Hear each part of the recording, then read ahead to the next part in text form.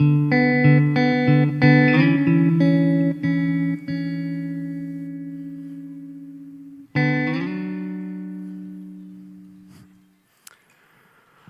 that clip could almost put you to sleep, right? Have you ever been driving for so long that you almost fell asleep at the wheel? Has that ever happened to you? You know, you can kind of feel your eyes getting heavy. You can feel it coming. You can feel yourself nodding off. And so you kind of go to extreme measures. You crank on the AC, or you roll the window down, or you blink really hard and kind of shake your head and try to snap yourself out of it and wake yourself up. Has that ever happened to you? Yeah, it happens to me twice a month. My 12-year-old daughter, Emma, lives northwest of Toronto, and it's about a 6-hour drive one way, and once a month she comes home to be with us. And so what a typical weekend looks like for us when she comes is that I'll leave Friday morning around 9 a.m., and I'll pick her up after school somewhere around 4 o'clock. And then we turn around and we make our way back to Ottawa, and we get home somewhere between 11 and 12 at night, and then we wake up Saturday morning and we go all out. I mean, we do as much as we can. We fit in as much fun stuff as we can, because Sunday morning after church, we head back out onto the highway and I drive her back, and then I get back home somewhere after midnight. And so somewhere on Friday night and Sunday night, somewhere between Kingston and Ottawa, I start to feel it. Like I can feel my eyes getting heavy. I can feel myself getting tired, but I'm telling you, it's so worth it. And it's worth it because I get to spend time with Emma. I get to be with my daughter. And so it doesn't matter how long the drive. It doesn't matter what it takes. It doesn't matter what I have to do. Whatever I have to do to get to her, whatever I have to do to be with her is what I'm going to do, because I'm her dad. Now, you can love what you're doing and love the purpose and the reason why you're doing it, and you can believe in it wholeheartedly, but that doesn't mean from time to time or over time that you don't get tired. And when you get tired, the tendency for all of us is to lose focus. When we get tired, we don't think about things clearly. We don't think about the things we're doing very clearly. It's just easy. We lose focus. And when you lose focus, you kind of begin to ask yourself or have conversations in your head, and you begin to think about things that you wouldn't normally think of. I mean, there's times when I'm driving to get Emma that I start to think, is this even worth it? I mean, I'll be honest with you and tell me, there's been times I've been on the road and I thought, man, is this even worth it this month? I mean, she's only here for 24 hours anyway. Does it really matter? Is it really worth it? I'll tell you the truth. There's been times I've been stuck on that beautiful 401 where I've been stuck there, and I've had thoughts, just being completely transparent with you. I've thought to myself, yeah, she's only 12, but it's dark out, and would the cops even notice if I just let her take the wheel for a few minutes? Like if I just let her, I just need a few minutes just to rest my eyes because I'm tired. And as if I didn't know that myself, thankfully, I have some friends, some good friends that every Sunday morning remind me that I'm tired. They'll come up to me and say, man, Scott, you look tired. And if I could just give everybody like a little helpful hint this morning, when people look tired, they are tired. And they know they're tired, and they know they look tired. Please don't help them out by telling them that's just like the Christian polite way of saying, you look like trash. I mean, they don't need you to help them out and tell them that. So just do them a favor and keep that to yourself. But I've had people that have said to me, Scott, that's a lot of driving. That must be exhausting. And it is. It absolutely is. I mean, I get home Sunday night and I crawl into bed and I'm exhausted. I'm so tired that I can't even sleep. Have you ever been that tired? You're so tired that you can't even sleep, and so now you're not only tired, but you're angry, you're mad at yourself, and you're like, come on, just go to sleep, and you get frustrated and get angry, and that's happened to me. And then by the time I finally get to sleep is about the time the alarm goes off, and I wake up and have to get ready for work, and then I go to Starbucks, and I get my IV put in, and then I come to work, and I kind of slug through the day, and then I go home, and I'm just exhausted, bag tired, and I get home, and I go upstairs, and there's Emma's room. And it's empty. And in that moment, as tired as I am, as exhausted as I am, I'm ready to do the drive in an instant all over again. Because I'm reminded in that moment of what really matters to me. And I'm reminded in that moment why that drive, as tiring as it is so worth it. Now, a couple weeks ago, we started this series talking about where we're going as a church, that we've been looking out the windshield to our tomorrow with the hope that you would carpool with us, that you would come along for the ride with us, and that we would get to our tomorrow together. And so in week 1, we kind of talked about a big picture overview about what tomorrow looks like. And then 2 weeks ago, we talked about the fact that we're going to focus on being a storytelling church, because stories have power. Stories are incredibly powerful in our lives. And so we want to focus on being more of a storytelling church. And next week, I want to encourage and invite you to come back, because next week, we're going to talk about some really specific, practical things that are going to become more prominent in our approach as we continue to move forward. But what I want to do today with our remaining time together, and thank you so much for weathering the weather and being here this morning. I'm so excited that you're here because today we're going to talk about, focus in on a question that I've been asked a number of times over the last 6 years as I've been a part of the Bridge. And as we do that, I want to kind of take us back to week 1 where we talked about our destination, that we're carpooling towards a destination, and it's the destination that Jesus mapped out for us. And not just us, but he mapped out for the entire church way back before he even began the church. He told his disciples, 12 young men, he was giving them a destination, and it has echoed from generation to generation to generation to us today. And it was simply this: I want you to go and I want you to make disciples. That's it. That's what we're carpooling towards. We're going to make disciples, to make followers of Jesus Christ. That's what we're doing. And we said that most churches, unfortunately not all churches, but most churches are in agreement that we're all going in the same direction, that we're all pursuing that destination that Jesus mapped out, that what Jesus commanded and commissioned us to do all those years ago was crystal clear. But where the windshield gets dirty and where the traffic gets backed up is when churches, when we start talking about questions like, well, how does that happen? And when does that happen? And where does that happen? And who do you focus on when you try to make that happen? And so back at the beginning of this series, we said that as a church, and for those of you that have been attending the Bridge for any length of time, you've heard us say this over and over and over again, but we truly mean it, that our mission is to build irresistible bridges between Jesus Christ and those who are unchurched or dechurched. Unchurched meaning those people who have never or would never darken the doors of a church, and dechurched people meaning those people who may have gone to church at some point in their lives, but for various reasons have walked away. That our goal, our mission is to build bridges so that those people can connect, or in some cases reconnect, with Jesus. That we want to reach people, and everything that we do is done through the lens of people who don't know Jesus like some of us do yet. That we want to create environments and opportunities and services for those people. And maybe it's your neighbor, maybe it's your coworker, maybe it's your best friend, maybe it's a family member, maybe it's your teenager, maybe it's your spouse. That everything we do is done through the lens of hoping to build a bridge so that those people who are far from Jesus can connect or reconnect with him.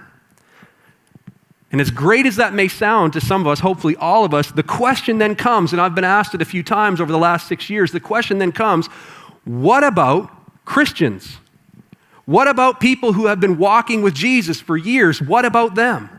That there's, and it's a great question because there's this impression that some people have in their minds that as we try to reach people who are far from Jesus, if we try to reconnect people who have walked away from their faith, that means that we're making all this space and all these concessions to get those people in the car, but there's no room left for people who are Christians.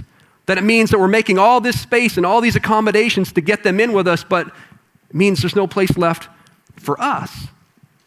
And so there's this conclusion that, this isn't a place, well, it's great for them. It's not a place that I can grow and mature and go deeper in my faith.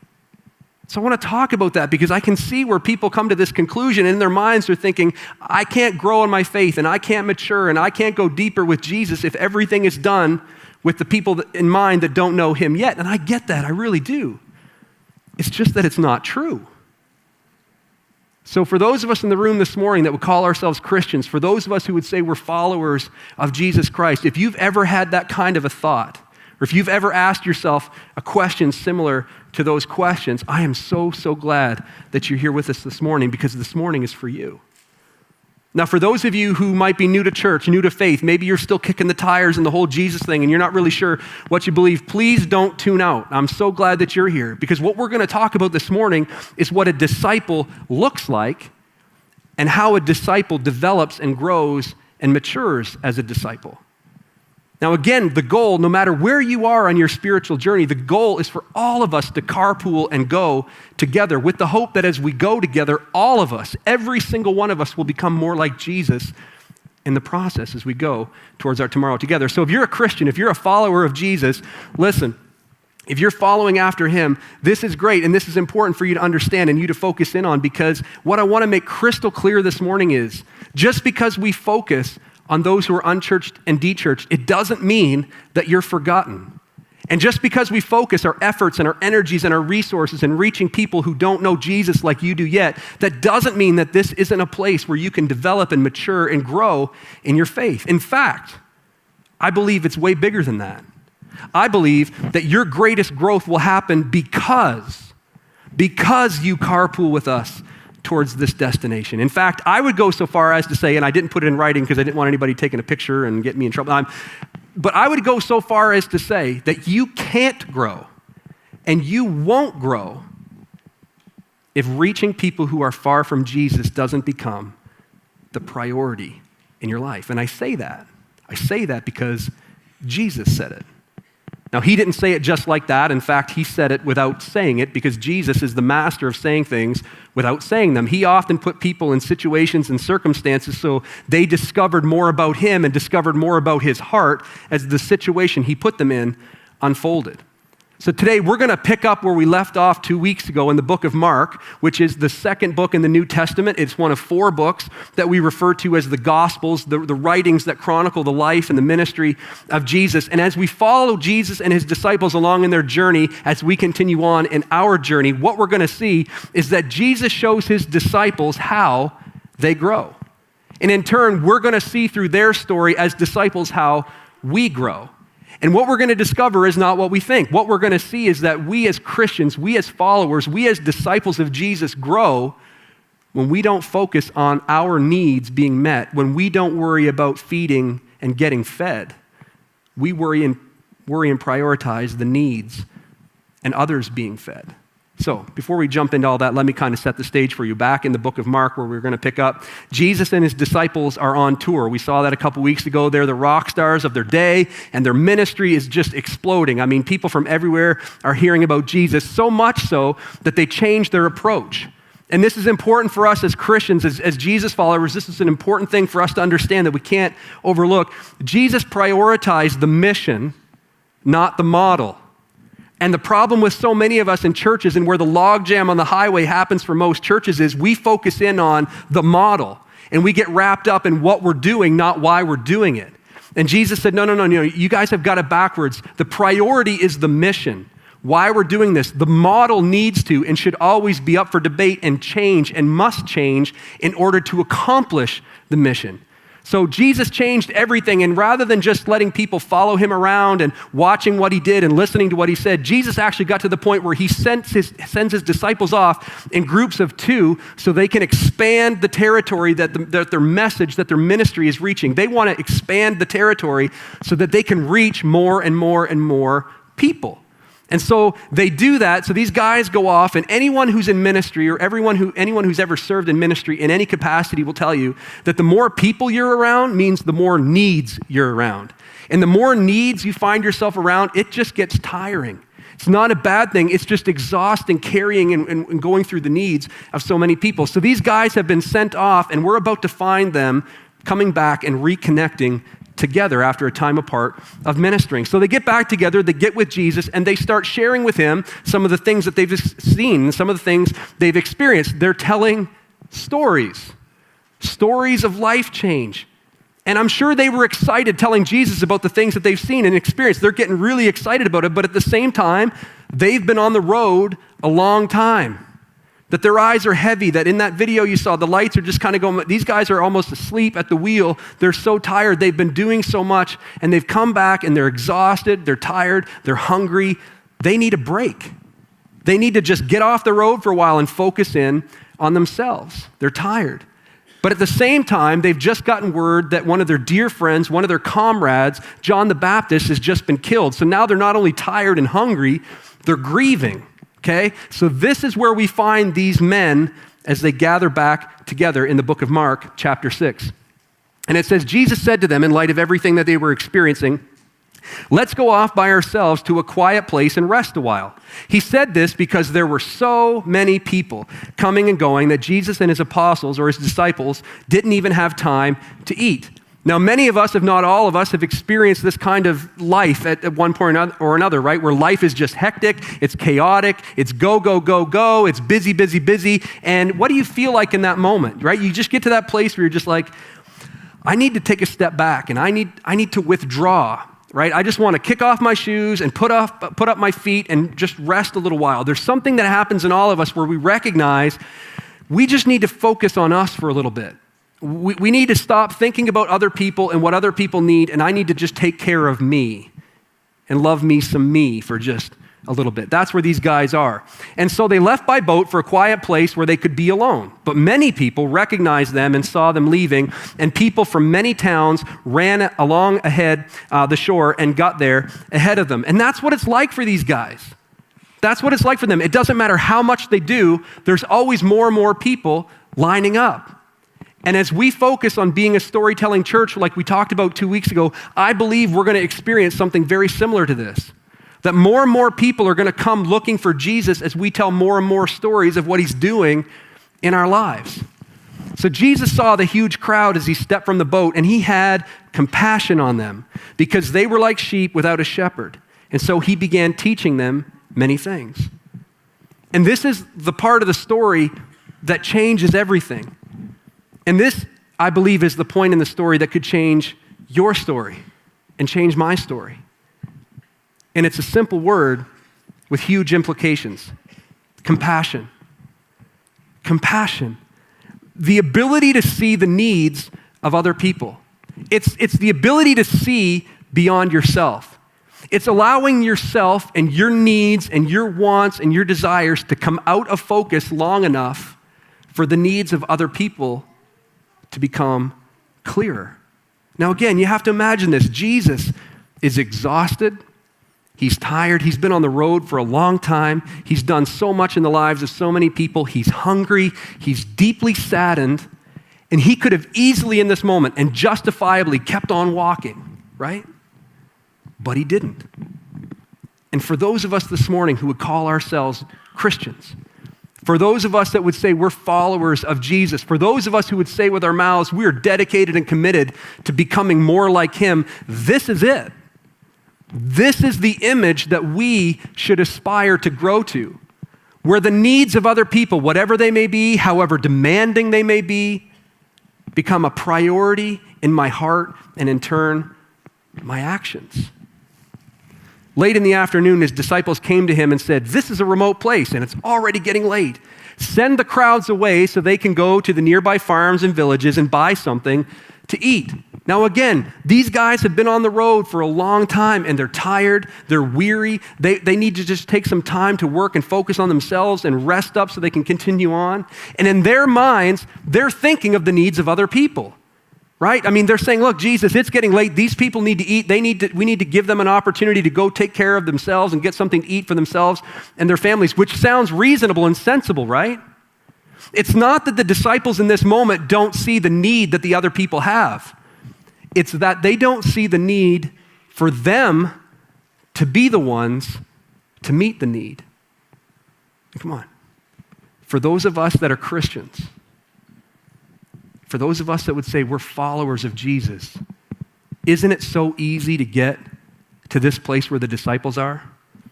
Where you've been on the road walking with Jesus so long that you lose focus.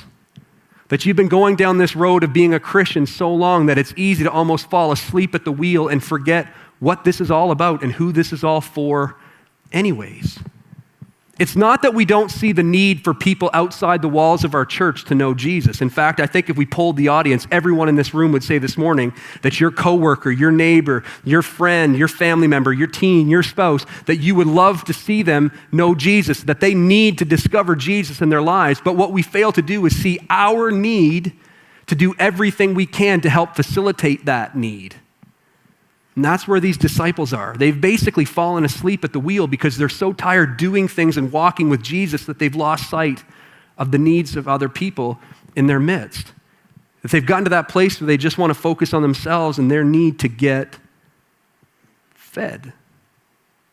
So Jesus then gives them this verbal cup of cold water in the face. It's like Jesus is like, hey, wake up. It's like, and he gives them this command. He says this thing to them that I'm sure must have just caused them to blink and kind of like jar and kind of almost wake up. It's like, and I'm guessing if I can imagine it in these moments, like these guys in this moment are so tired and weary that they get annoyed. That they basically look at Jesus and they're so confused because Jesus says something that just causes them to push back. He says, you feed them. You feed them. And they're probably like, imagine the look on their faces. What? You feed them? Come on, man. You do this all the time. All the time you're doing this. You're always so focused on the needs of other people. What about us? What about our needs? What about what we want? We need some time for us in this moment. We're hungry too, Jesus. What about us? And you know what it's like when you've been on the road for a long time. You get edgy, right?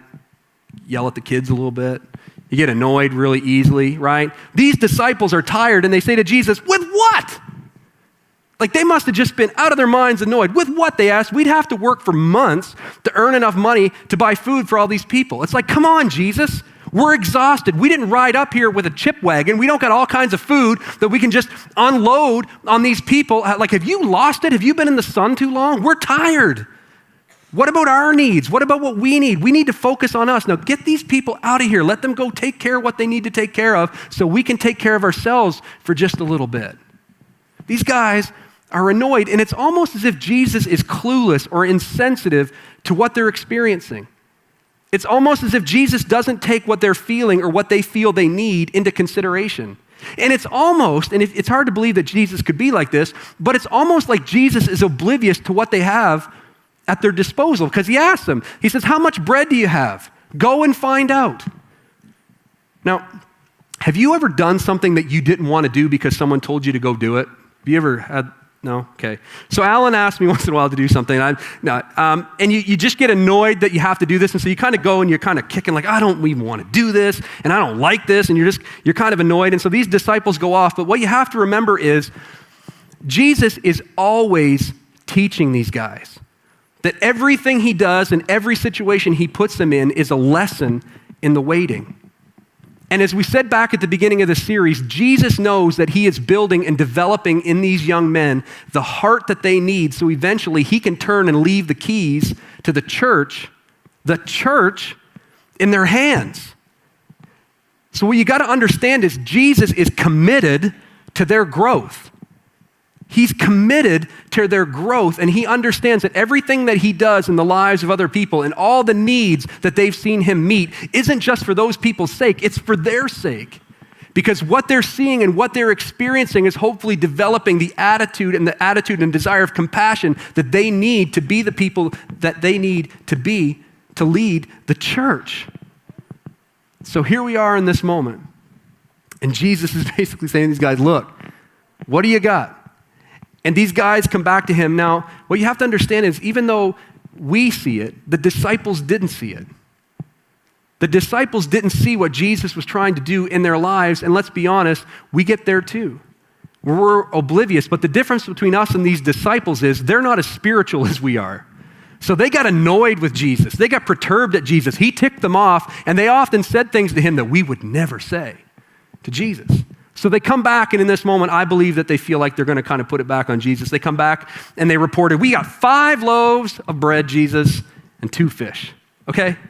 We told you. We don't have a whole lot. We got enough for ourselves, so come on. Let these people go, and let's just sit down and have something to eat, right? But Jesus told the disciples to have the people sit down in groups on the green grass. So they sat down in groups of 50 or 100. And Jesus took the 5 loaves and the 2 fish. He looked up toward heaven and he blessed them. And then, breaking the loaves into pieces, he kept giving the bread to the disciples so they could distribute it to the people. And he also divided the fish for everyone to share. What does this look like? Come on. What does this look like? I mean, many of us, if not all of us, know this story. So the temptation is just to kind of, oh yeah, we've heard this story before. We saw it in the flannel graph when we were kids. We know how this thing plays out. But come on, but seriously, hang with me here for a minute. What does this look like? If they were Instagramming, if they were Facebook Living this event, what would we see? If they were tweeting about what happens in this moment, what would we be reading? Come on, think about this. How far into the crowd did they get before the food they knew they had should have been gone? How far into the crowd did they get kicking and screaming? How far did they get before that kicking and screaming and that frustration became celebration? How far did they get before all of a sudden it hit them, something is happening? When did it hit them that they're like, this shouldn't be this way? There's no way this should be happening. And it wouldn't have happened if they had just focused on themselves, but now they're not even thinking about themselves. Who are they thinking about? They're thinking about Jesus. And they're looking around going, this guy is amazing. They're in awe of who he is as they're meeting the needs of people, not because they're getting fed. So here they are in awe of who Jesus is, and their belief and their faith is growing because they are not feeding. It's because they're meeting the needs of other people. And it says they all ate. They all ate as much as they wanted. They all ate, every single one of them, full bellies. And that wouldn't have happened if they had resigned themselves and given into that sense of, what about me? I need to eat. I need to get fed. What about me? It happened because they were put in a position to step outside themselves and what they feel they needed in that moment. And then, and then Jesus does what only Jesus can do. Jesus in this moment teaches in a masterful way. He says something to each one of those disciples without saying a word, and I'm guessing, if I can only imagine what it must have been like for them, they must have just kind of each stood there and looked up to the heavens and let out the deepest sigh. After they all ate, the disciples picked up 12 baskets of leftover bread and fish. 12 baskets, one for each disciple. Message sent, message received. It's as if Jesus in this moment was saying without saying, look, disciples, there comes a point in your journey, there comes a point in your maturity, there comes a point in your growth where you don't grow by getting fed. There comes a point in your journey where you grow the most when you feed the needs of other people. When you see beyond yourself and what you think you need and what you think you want, and you're able to see clearer the needs of other people, and those needs supersede the needs that you have for yourself. And a total of 5,000 men and their families were fed that day. 5,000 men and their families were fed that day, and 12 young men were never the same again. Now think about this. Think about this. These young men had 5 loaves of bread and 2 fish, and they could have easily walked away with Jesus, sat down with Jesus, been in his presence, and learned a whole lot from him as he talked to them. But instead, Jesus put them in a situation where they discovered more about him and became more like him. And for us this morning, there's a big difference between learning about Jesus and becoming like Jesus. And as disciples, that's what we're called to do and be, to be more like him. And that wouldn't have happened if they had just focused on their own need to eat. They would not have seen or discovered that new understanding of who Jesus was and what Jesus was capable of had they simply focused on their own needs and their own wants and their own desires. And they wouldn't have seen or experienced that new understanding of who they were and what they were capable of had they simply focused on their own wants and their own needs and their own desires. And the same is true for you. And the same is true for me. Listen, you aren't forgotten when we focus our efforts and our energies and our resources on reaching those people who don't know Jesus like you do yet. In fact, it's the exact opposite, because it's in that moment that you and I are put in a position to develop the heart and the attitude of Jesus Christ himself. It's only when we're put in a position where we allow the needs of other people to become more valuable and more important to us than our own needs and our own wants and our own desires. Now, Jesus met the needs of all those people that day, not with a portion of what the disciples had. 5,000 men and women and children were fed that day with all that they had. And when we give up all of our energy and all of our efforts and all of our resources, and we use and leverage those to reach those people in Canada and our surrounding communities who are unchurched and de-churched, we will become more like Jesus in the process, because we are valuing in that moment what he values, and in that moment we're developing his heart.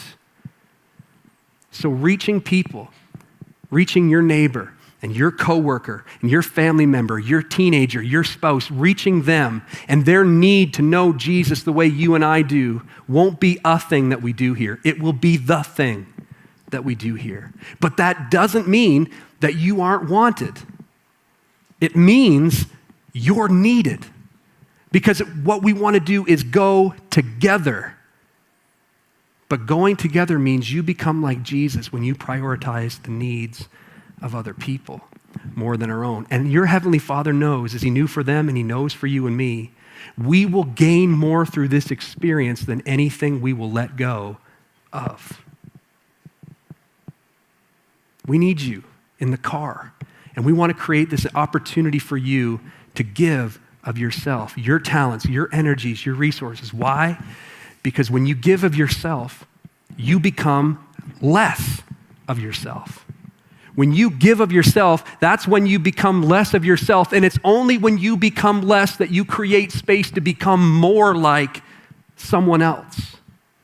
When you give of yourself, you become less of yourself, and you create the space to become more like Jesus, which is what a disciple is called to be. You and I become most like him when our desire for other people to know him like we do is more valuable to us than anything we try to hold on to. So when that day comes, when you're sitting across the table from someone having coffee, in that moment, you'll be able to tell the story you want to tell.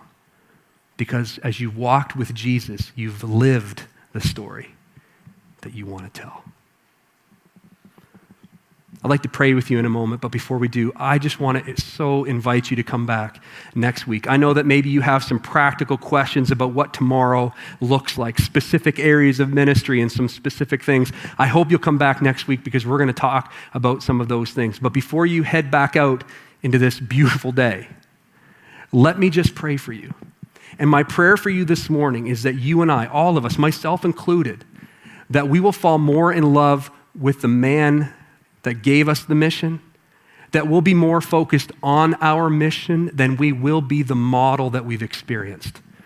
That what we're about will become more important to us than how we do it. Because their need to know Jesus is greater than any need that I think I have for myself. And I believe the same is true for you. And we will become more like Jesus as all of us let go of those things that we're so easily tempted to hold on to.